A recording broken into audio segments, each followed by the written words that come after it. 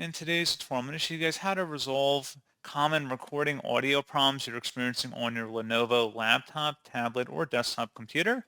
So this should hopefully be a pretty straightforward process here, guys. And without further ado, let's go ahead and jump straight into it.